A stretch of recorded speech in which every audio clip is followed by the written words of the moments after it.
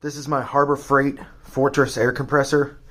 This is the one that's supposed to be more quiet, and it is. It is a huge difference. You can talk normally, no problem. And to compare it to anything else, it's probably about as loud as a corded drill.